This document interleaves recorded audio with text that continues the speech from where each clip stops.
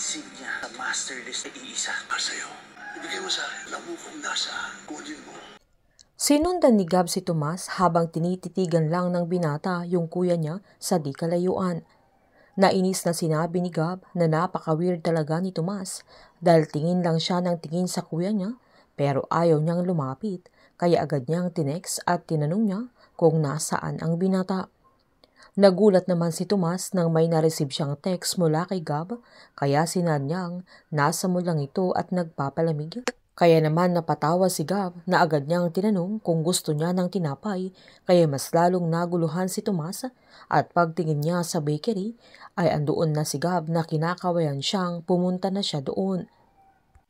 Agad niyang tinanong ang dalaga kung anong ginagawa niya doon na nagpalusot pa si Gab na doon siya bumibili ng tinapay pero hindi na kumbinsi si Tomas. Galit na tinanong ng kuya niya kung ano ding ginagawa niya doon na nagpapaliwanag na sana si Tomas pero tinanong ni Basti kung kailangan na naman niya ng pera dahil wala siyang ganun at kitang-kita niyang nagtitinda siya at mahirap ang buhay kaya sinubukan pang magpaliwanag ni Gab. Sinabihan ni Basti ang kapatid niya na ang dami-dami niyang bayarin na agad pinaliwanag ni Gab na gusto lang siyang makita ni Tomas dahil kuya siya nito. Pero sinumbat ni Basti na nung huling pumunta si Tomas doon ay nakadispalto pa ng pera at humingi pa ito sa kanya na baka pinangsugal na naman niya yung pera kaya hindi na makaimik ang binata. Sinumbat ni Gab na grabe namang makapagsalita si Basti na kapatid ba siya talaga ni Tomas at hindi niya kilala ang kapatid niya dahil marami na siyang pera na kaya na niyang bilhin ang buong bakery niya kaya nag-walk out naman si Tomas na agad namang sinundan ni Gab. Habang pinapakinggan naman ni Max yung audio record ng huling pag-uusap nila ng fiancé niya, ay hindi niya mapigilang maluha. Habang pinagmamasdan niya yung larawan nilang dalawa, ay sinad niyang noong nawala yung singsing ay ang akala niya ay katapusan na nilang dalawa na hanggang kailan niya mararamdaman yung sakit na kung hindi niya hinanap yung singsing ay papakawalan na kaya siya talaga ng fiancé niya nang saktong tumawag si Greg para ipaalam na kailangan niyang mag-report sa kanya dahil may bago na naman silang kontrata. Sinabihan naman ni Gab si Tomas na napaka-OA niya dahil nag-walkout na naman, sabay sinabihan niyang balikan at harapin niya ang kuya niyang napaka-toxic na sabihan niyang mali yung mga ginawa niya.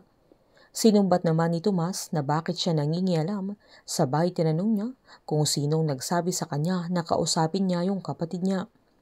Pinaliwanag naman ni Gab na gusto lang niyang mapadali yung buhay niya kesa tingin lang siya ng tingin na parang nagwi-window shopping kaya nag-decide siyang bumili na lang kaya sinabihan ni Tomas na hindi siya nagsha-shopping na agad namang pinaliwanag ni Gab na metaphor yung sinabi niya na gusto lang niyang magkaayos silang magkapatid nang saktong nag-text si Greg sa kanila na kailangan nilang mag-report dahil may bago silang kontrata.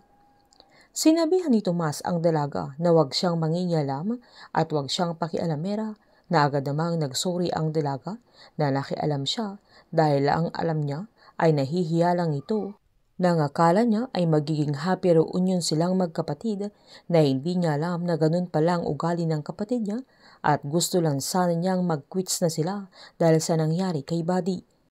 Sinumbat naman ni Tomas na wala siyang pakialam kung magiging quit sila o hindi dahil okay lang siya, sabay umalis na ito.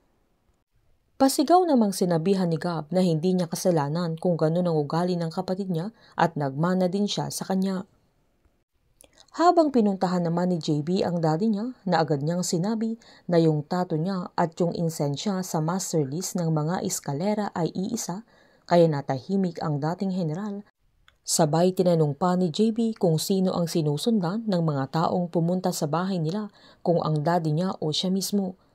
Agad tinanong ni Bonifacio kung nasa kanya yung master list. Pinaliwanag ni JB na tungkol yun sa mga covered operations niya noon kaya ang pangalan niya ay nasa payroll nila at tinanong niya kung anong kinalaman niya doon na sinaad naman ni Bonifacio na sinabi na niyang secret operative siya noon na kung nasaan man ang master list ay hindi ito dapat makalabas dahil delikado na kinagulat ni JB lalo na nang nakiusap ang daddy niya na ibigay niya ito sa kanya at kung alam niya kung nasaan ang master list ay kailangan niyang kunin dahil hindi yun pwedeng makalabas dahil madaming mapapahamak. Pumunta naman si Andres sa bahay ni Isabel nang saktong naglilipat na ng mga gamit yung mga tauhan nila, kaya agad kinuhanan ni Andres ng larawan yung address na nasa box at agad niya itong sinundan. Nagpanggap si Andres na tauhan ni Isabel para makapasok sa unit ni Isabel. Nang hindi naman nagre-reply si Andres kay Greg ay naalala niya yung sandaling gigil na gigil ang binata kay Timur dahil kasabwat siya sa mga kumuha sa kapatid niya. Agad niya itong tinawagan kaya sinaad ni Andres na may personal siyang inaayos at kung pwede sa kinabukasan na sila magkita, na agad namang pumayag si Greg dahil gusto niya itong makausap ng personal. Agad namang pinuntahan ni JB si Greg at nagulat siya dahil ang bago nilang kontrata ay ang mga eskalera at kailangan nilang ma-retrieve yung hard drive na kailangan nilang makuha yung master lease. Magigipit si JB sa sandaling ito dahil ang gusto ng daddy niya ay ibigay niya sa kanya yung master lease dahil ang lagi niyang sinasabi ay delikado kapag nakalabas ito, pero papaano niya ito kukunin kay Andres na siya ang may hawak. Magagawa kayang nakawin ni JB mula kay Andres yung master lease para lang maibigay niya sa kanyang ama. Painit ng painit ang mga tagpo, sabay-sabay po nating subaybayan ang advance episode ng Incognito dito lamang po sa aking channel. Patuloy lamang po manood at mag-subscribe para ma-update po kayo sa mga susunod na episode. Marami pong salamat.